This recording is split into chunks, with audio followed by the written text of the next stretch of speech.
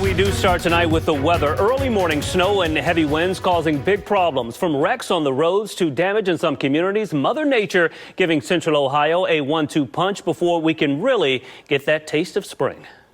Tonight, Clay Hall and former Buckeye Jay Richardson in studio with some insight on his life and reaction to his tragic death. But first, we're taking a deeper look into the investigation. A local family pleading for answers. A young 16-year-old missing for nearly a month now. Loved ones have no idea where he is, and tonight they fear for his safety. Bree Buckley gathering the very latest on this story for us tonight. And Bree, you actually just spoke to the grandmother just this afternoon.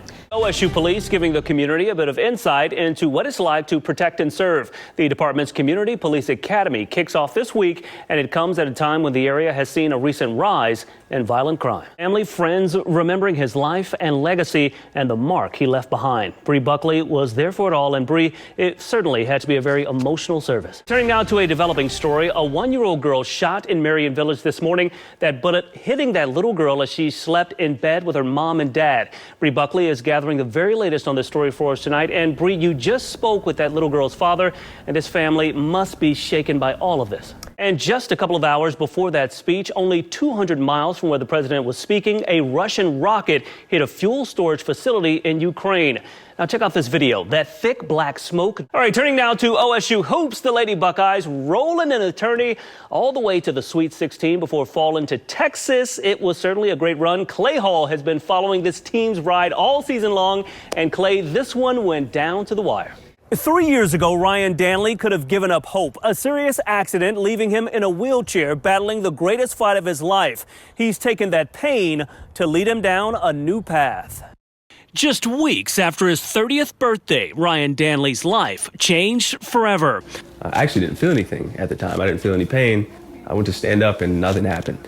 And I can't even describe the feeling. It's surreal. A snowboarding accident leaving him with a severe spinal cord injury, paralyzed from the chest down, leaving him dealing with deep depression and even thoughts of suicide. I mean, I was honestly at a place where I was thinking about opting out. You know, I was like, I don't know if I can continue life anymore if, it's a situation where I can't do the things that I wanted to do. I may not, be able to run with my kids. I may not be able to have kids. Who knows? A lot of things were uncertain. And so I was in a dark place, man. And it took a lot to get me out of it. Through the greatest fight of his life, his wife, Kelsey, his greatest supporter. I wanted to be like that strength for him because he's always been that for me, too. And she never left my side since then. As a part of the healing process, Danley focused on making his mark and making a difference for others. We're like, let's do this and try to turn this into something where we can just drop some joy on people. Creating Ohio Drip, an ice-dyed clothing company. There's a lot of possibilities that we want to do with it. Mind blown every day. We're just like, how is this happening? It's like really cool. It's really cool. Yeah. The idea behind the venture, twofold. Not only helping him to get back in the game of life, but to inspire others, letting them know never to give up.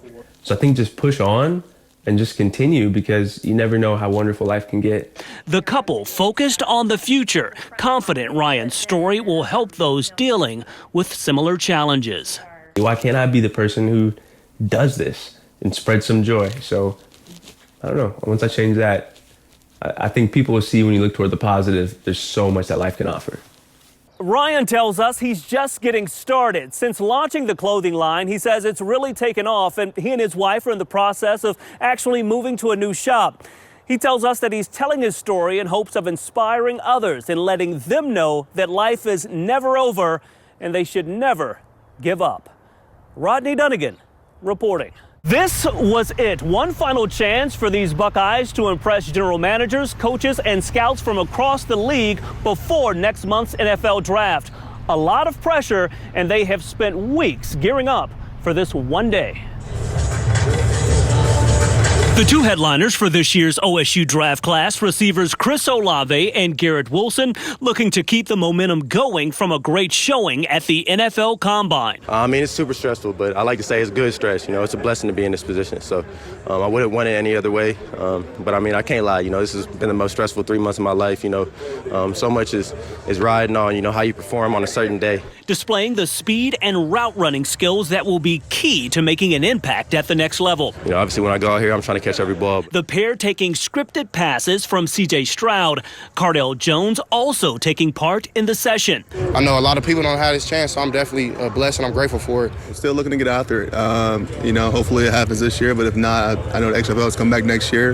And if it don't happen that next year, then I'll be officially done with it. The Pro Day packed with reps from all 32 teams. Family also on hand. This, the first OSU pre-draft event open to the media since the start of the pandemic. I'm shaking. I'm so excited. But honestly, it's a blessing. I'm really proud of Garrett and how he's done and evolved here and grown up. And it's kind of not the end of a journey, but sort of the start of another. So it's really been exciting. Other big names on hand running through drills. D lineman Haskell Garrett and Tyreek Smith, and running back Master Teague. I feel good, feel confident, man. Just looking forward to the future. And, it's a blessing for sure. Again, the NFL draft is next month in Las Vegas. This group of 11 Buckeye hopefuls are confident that they made quite the impression here today and are looking forward to what they can do at the next level. At the Woody, Rodney Dunigan, the Football Fever. For some time now, we've reported on the deadly rise in violence across the city of Columbus. Now we're talking with those on the front lines of the fight to save lives.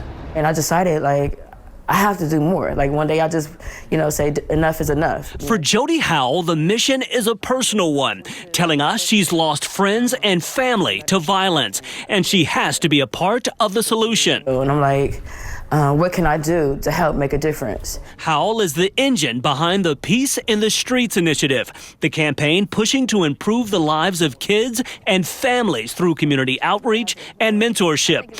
As the city of Columbus grapples with crime, it's advocates like Howell who police are trying to link with. So it's important that we get to know them, they get to know us, and they get to know where our hearts are. Assistant Police Chief LaShawna Potts has made it a point to connect with the community. Sometimes it's getting out there and knocking on a door just to say hello. You have to know the areas that you're touching. And so those people who've been boots to the ground, they can tell me exactly what in that community needs. Potts emphasizing it's that community policing approach that will really make a difference. These officers are dedicated. They want to be out here doing community policing, and now they have leadership that embraces it. It's an important point Howell agrees with. I believe in order for us to help curb this violence, we must all come together, we must collaborate, and it's like all hands on deck. Assistant Chief Potts also stresses it's the community, the people living in the city's neighborhoods, that will really have to step up and play their part to stop the bloodshed and truly make the city a safer place. In Columbus, Rodney Dunigan reporting. It's been the growing talk among parents at Buckeye Valley local schools, a book about being yourself, leading to a debate about if it's diving into sexuality. I went through the chemo radiation part so far. I'm in the 5th month post-treatment. Jason Tharp is a fighter, thankful to be alive after a recent battle with brain cancer. Good news is that my tumor is gone. I just have a hole in my head now. I got lucky in a lot of aspects. Toughness and perseverance, a big part of the message behind his series of children's books. He has a passion for helping kids, pushing self-confidence, boosting self-esteem, and speaking out against bullying. The book is actually about me as a kid. I grew up where I felt out of place. But one of his recent books, It's Okay to Be a Unicorn, causing a bit of a stir at Buckeye Valley local schools. Sometimes it's just one or two, but then sometimes we are able to change multiple people's minds by us just living into our truths. We got several tips that some expressed concern the book was promoting LGBTQ issues and would not be allowed to be read to kids. Tharp says that's not what the book is about. I was using my story of struggling with it because I grew up as an adult that I didn't like myself. And then it took a brain tumor for me to wake up to my life and realize how horrible of a person I was to myself because I internalized so much of this stuff. Parents we spoke with, like Michelle Mock, who actually works for the district as well, shocked the book would spur a debate. It's highly disappointing because there's absolutely no reason for it. This is an issue blowing up across the country following the passage of Florida's so-called Don't Say Gay bill. Just this week, 2 Ohio lawmakers introduced similar legislation that would bar discussing topics of sexual orientation and gender identity in some grades. Inclusion is a wonderful thing, and that's where part of our problem lies here. We reached out to the district. We were sent a statement saying, in part, Buckeye Valley Local Schools has not banned the book It's Okay to Be a Unicorn. Mr. Tharp is still able to present his message to staff and students. Malk says district administrators are backtracking after the backlash. And that was not a decision that was made in this building. That's a decision that was made somewhere up that chain. And no one seems to want to take credit for that. For his part, Tharp just wants to promote a message of positivity. His book, he says, is far from controversial. I'm hoping to reach that one kid because, I'm not really worried about the masses, but there is that one kid that if they are struggling with something, that they could look at something like this, because books saved me. Despite the debate, a number of parents are in support of the book, stressing that it's okay to be different and just pointing out that the book emphasizes it's fine to be yourself. In Delaware County, Rodney Dunigan reporting.